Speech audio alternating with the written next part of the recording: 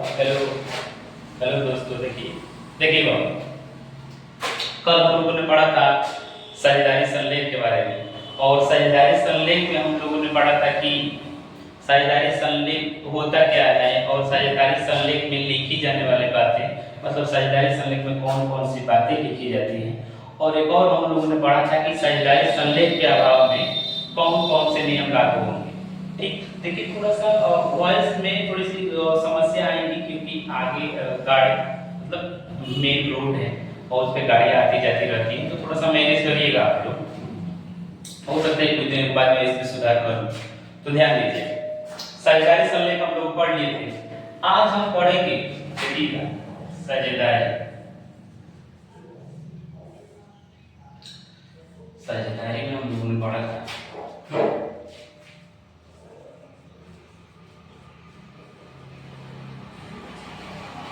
संलेख हो गया था हमारा। आज हम पढ़ेंगे कि साझेदार के खाते।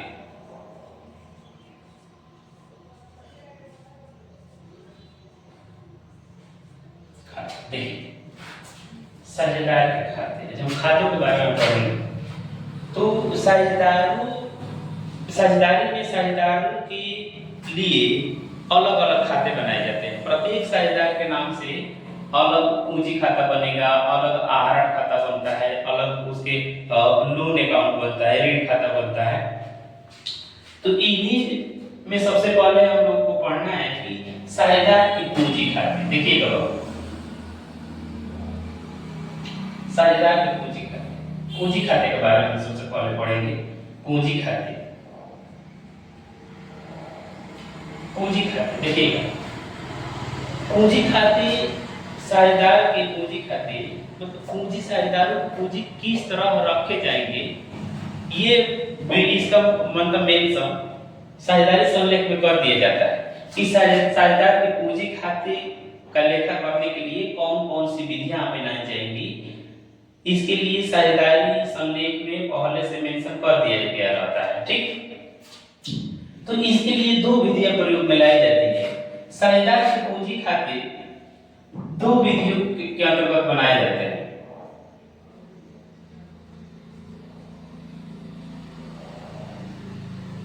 साझेदार की पूंजी खाते के लिए दो विधियों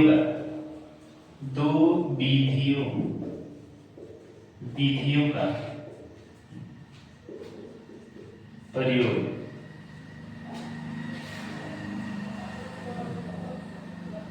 किया जाता है।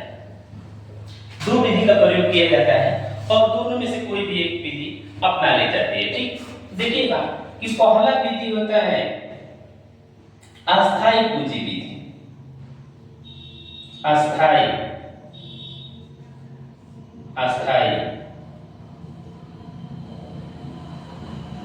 अस्थायी पूंजी विधि।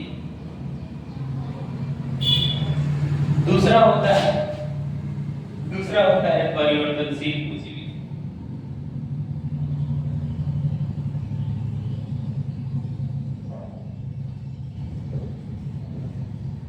ध्यान रखिए कि साझेदार के पूंजी खाते का लेखा करने के लिए दो विधियों का प्रयोग किया जाता है। एक होता है साझेदार के अस्थायी पूंजी विधि और दूसरा होता है साझेदार के लिए परिवर्तनशील पूंजी विधि। दोनों में से कोई भी विधि अपना ली जाती है। ठीक, अस्थायी पूंजी को बोला जाता है फिक्स्ड कैपिटल मेथड।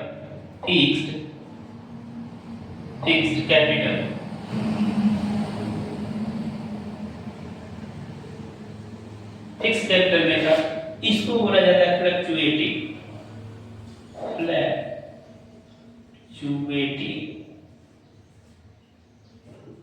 कैपिटल। ध्यान रखिएगा, इसको परिवर्तनशील पूंजी या चल पूंजी, परिवर्तनशील पूंजी, चल पूंजी या अस्थायी पूंजी भी बोला जाता है। इसको बोला जाता है अस्थायी पूंजी, अचल पूंजी विधि भी बोला जाता है। तो ध्यान दीजिएगा कि पूंजी खाते में दो विधियों का प्रयोग किया जाता है। पहला हो जाए अस्थायी पूंजी विधि और दूसरा परिवर्तनशील पूंजी विधि। तो देखिए अस्थायी पूंजी क्या होता है। अस्थायी पूंजी विधि के अंतर्गत जब हम साझेदार की पूंजी खाता बनाएंगे तो दो खाते इसमें बनाए जाते हैं। पहला ए साझेदार की पूंजी खाता है, बी दूसरा साझेदार की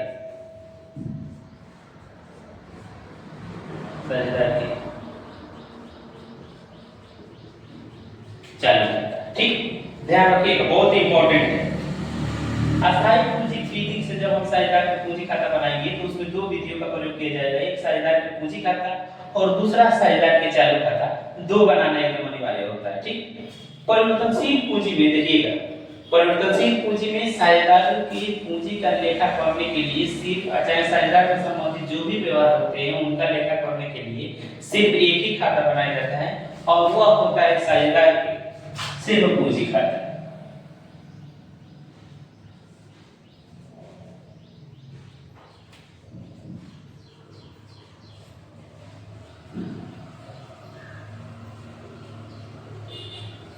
ध्यान दीजिएगा बाबू, गड़बड़ होता है।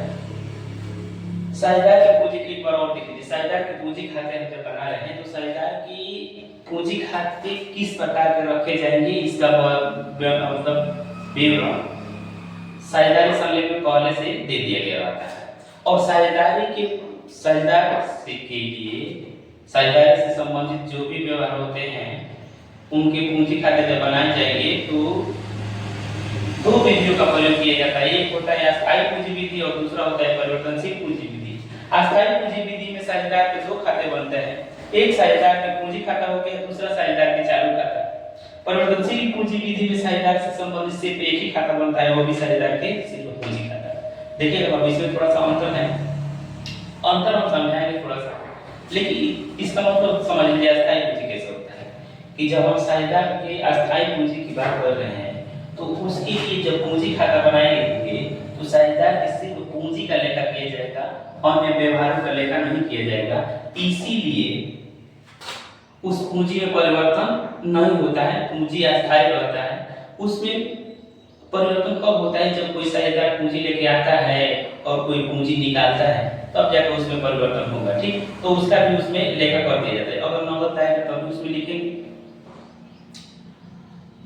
और पूंजी लाएगा तभी लिखेंगे और निकालेगा तभी उसमें लेखा करेंगे। ठीक, यहाँ देखिए बस पूंजी का ही लेखा करना है, दूसरा किसी चीज का नहीं। साझेदार के चालू खाता समझिएगा, साझेदार के चालू खाते के अंतर्गत इसमें साझेदार की पूंजी का लेखा नहीं किया जाता। ठीक, अन्य सारे व्यवहार होते हैं जैसे साझेदार की पूंजी पर ब्याज, साझेदार के वेतन, कमीशन, भत्ता, चाहे कोई हो गया कोई लाभांश हो गया, लाभ हो गया, इन सभी चीजों का विवरण आहरण हो गया, इन सभी चीजों का विवरण इस साझेदार के चालू खाते में किया जाता है। इसमें सिर्फ पूंजी का ही लेखा करेंगे, ध्यान रखिए। परिवर्तनशील पूंजी में परिवर्तनशील पूंजी देखिए नाम से नाम ही है क्या परिवर्तन, मतलब ये क्या है, इसमें परिवर्तन होता रहेगा। देखिएगा साझेदार की परिवर्तनशील पूंजी विधि में साझेदार के सिर्फ एक ही खाता बनता है, वो भी साझेदार का कौन सा खाता? सिर्फ साझेदार का पूंजी खाता। और साझेदार इसमें जो भी व्यवहार होते हैं साझेदार से संबंधित उन समस्त व्यवहारों का लेखा साझेदार के पूंजी खाते में किया जाता है। जैसे साझेदार इसमें साझेदार के पूंजी खाते में साझेदार के पूंजी का भी लेखा किया जाएगा, पूंजी पर ब्याज का भी लेखा किया जाएगा, वेतन कमीशन भत्ता का भी लेखा किया जाएगा, आहरण का भी लेखा किया जाएगा, आहरण पर ब्याज का भी लेखा किया जाएगा।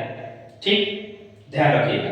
कोई लाभ हानि हो गया उसका भी लेखा किसमें किया जाता है? साझेदार के पूंजी खाते। ठीक, ध्यान रखिएगा। साझेदार में बांट इतना पर हो गया होगा तो स्क्रीनशॉट ले लीजिए। उसके बाद एक प्रोफार्मा बना के अस्थायी पूंजी विधि और परिवर्तनशील पूंजी विधि आपको हम समझा रहे हैं। ठीक है,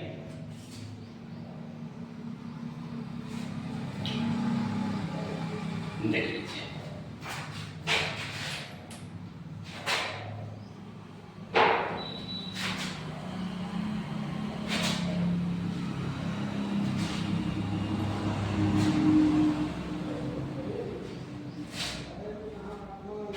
पढ़ाने का तरीका बेहतर लगेगा तो कमेंट जरूर कीजिएगा, हम और बेहतर से पढ़ाएंगे। और कहीं कमियां भी होंगी तो कमियां भी बताना है। देखिए साझेदार के खाते पहले साझेदार के पूंजी खाते हम पढ़े तो दो, एक अस्थायी पूंजी विधि और दूसरा परिवर्तनशील पूंजी विधि। तो उसी में मेंशन किया रहेगा यदि पूंजी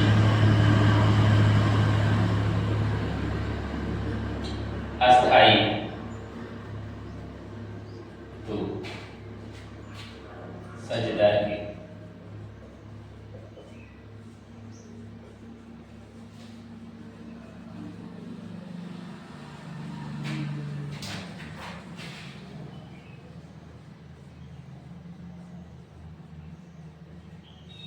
ध्यान दीजिएगा। देखिए यदि पूंजी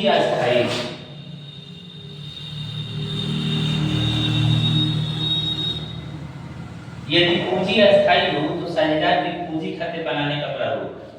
जब भी हम अस्थायी पूंजी करें दिमाग में एक बार खटकना चाहिए कि कौ खाता बनेगा, इसमें दो खाता बनेगा, समझिएगा।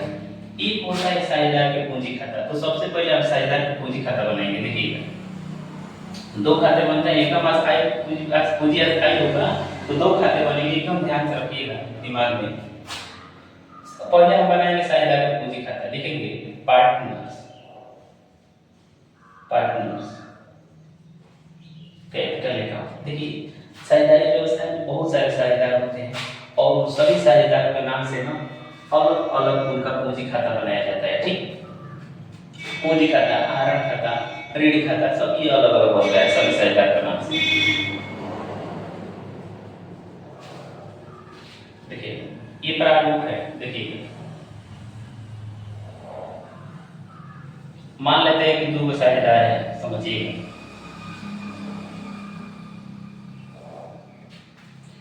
यहां हो जाएगा पार्टिकुलर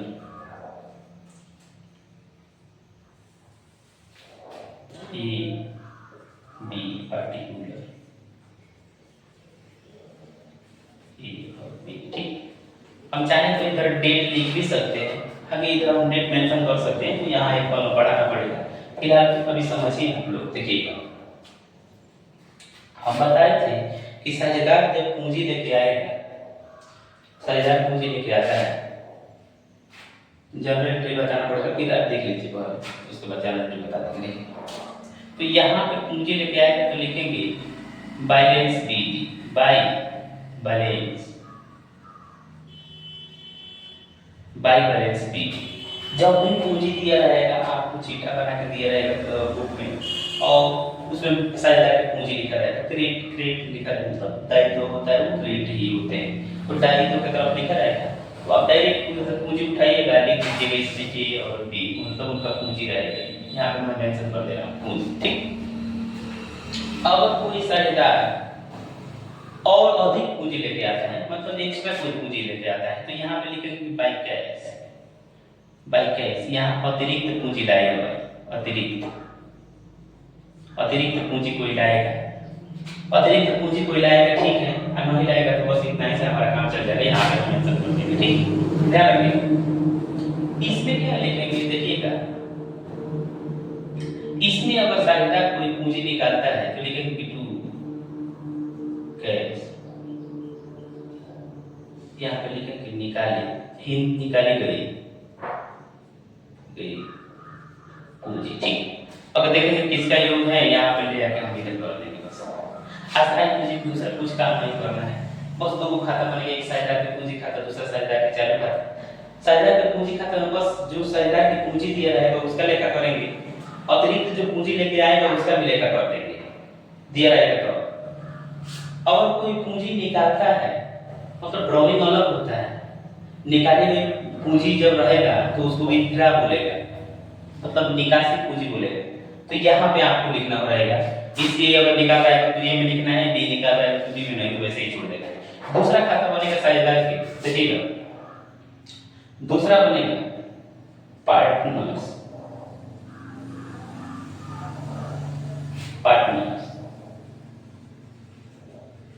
करेंट अकाउंट।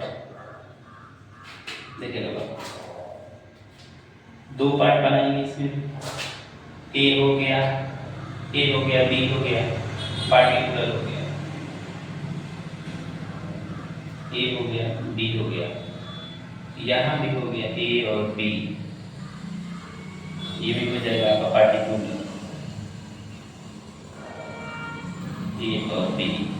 ठीक, ध्यान दीजिए। ठीक, यहाँ देखिए अगर ये चालू खाता है, चालू खाते का क्रेडिट से लिखा रहेगा, चालू खाते का क्रेडिट से लिख देंगे, मतलब यहाँ पे लिखेंगे बाई बैलेंस, बैलेंस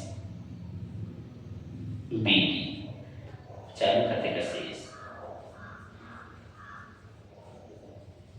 खाते का क्रेडिट शेष दिया रहेगा, तो नहीं दिया रहेगा तो जबरदस्ती नहीं लिखना है। ठीक, यहाँ पे अगर चालू खाते का डेबिट शेष दिया है तो चालू खाते का डेबिट शेष लिखेंगे। ठीक है, टू बैलेंस बी। अगर दिया रहेगा चालू खाते का डेबिट शेष तो इधर लिखेंगे चालू खाते का डेबिट शेष, और चिट्ठा में दिया रहेगा चालू खाते का डेबिट शेष इधर लिखेंगे, चालू खाते का क्रेडिट शेष दिया रहेगा तो इधर क्रेडिट की तरफ लिखेंगे और उनमें लिख देना है। डेबिट शेष दिया रहेगा तो इधर इधर लिखेंगे, मतलब यहाँ मैं निबंधन कर दे रहा हूँ चालू खाते का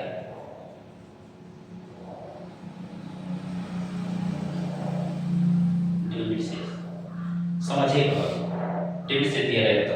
अब देखिए हम तो कीजिएगा, यहाँ है साझेदार के सिर्फ पूंजी का लेखा किया जाएगा और उसके बाद पूंजी पर ब्याज, वेतन, कमीशन, आहरण पर ब्याज, सबका लेखा चालू खाता में चला जाएगा। ठीक, तो यहाँ पे हम लिखेंगे कि by interest on capital,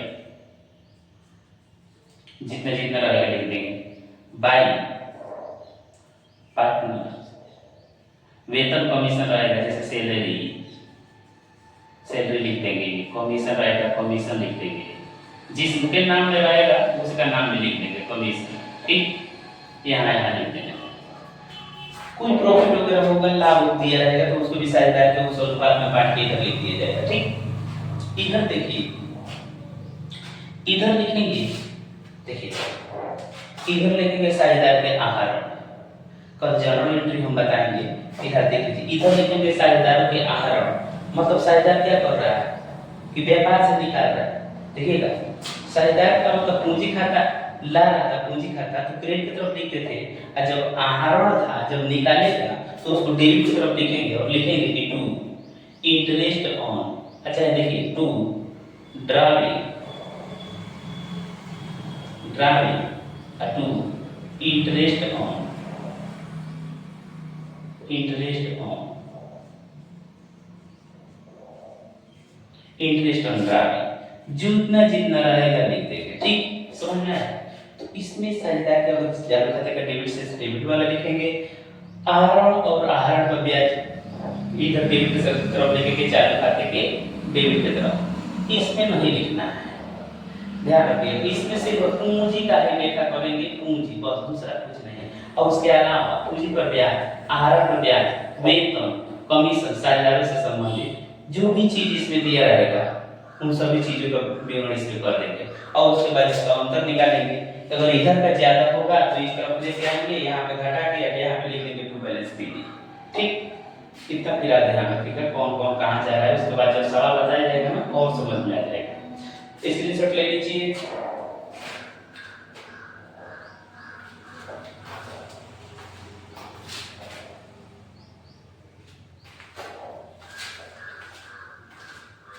screenshot ले लीजिए। इधर भी बना दे रहा हूं, यहीं पे अंतर समझ में आ जाएगा। ठीक, देखिएगा जब पूंजी, देखिएगा दूसरा केस नंबर 2,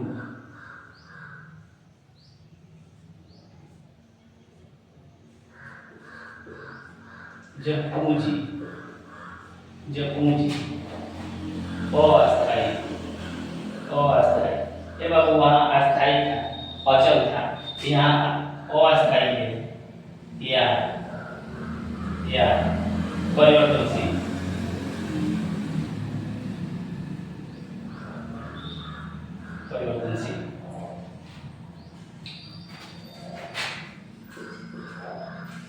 देखिए समझिएगा। देखिए यहाँ सिर्फ साझेदार से संबंधित केवल एक ही खाता बनेगा और वो भी साझेदार का कौन खाता, सिर्फ साझेदार का पूंजी खाता। यहाँ लिखेंगे partner, capital account, capital account लिखिए, समझिए थोड़ा सा समझ लीजिए।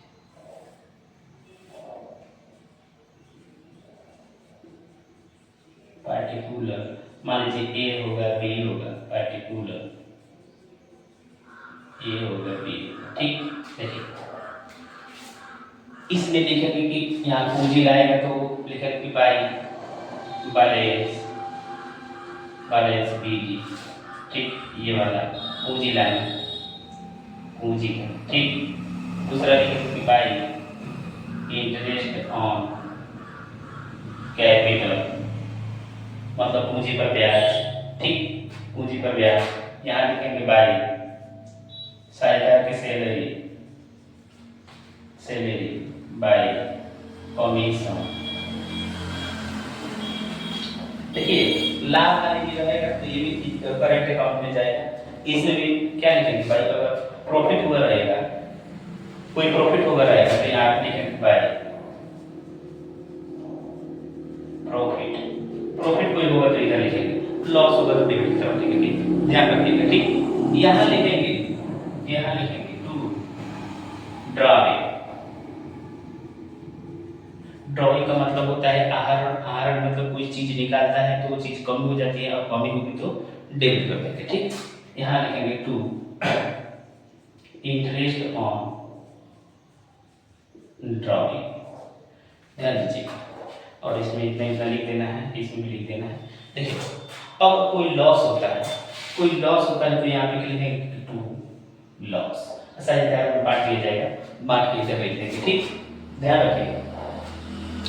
उसके बाद जिधर का हम निकालते हैं, जिधर का अगर इधर का ज्यादा होगा तो इधर लेके जाएंगे, इधर का ज्यादा होगा तो इधर लेके आएंगे, और यहाँ पे लिख देंगे टू बैलेंस सी, ठीक। यहाँ जो आएगा, यहाँ पर अगर इधर आ रहा है सी तो यहाँ पे लिख देंगे बैलेंस सी डी, जो भी आएगा जिधर आएगा उधर लिख देंगे बैलेंस सी डी, घटा में करने के बाद जो बचता है वो बैलेंस सी डी में जाएगा, ठीक। वैसे भी यहाँ देखिए ठीक सीख बनाओ तो समझिए बच्चा।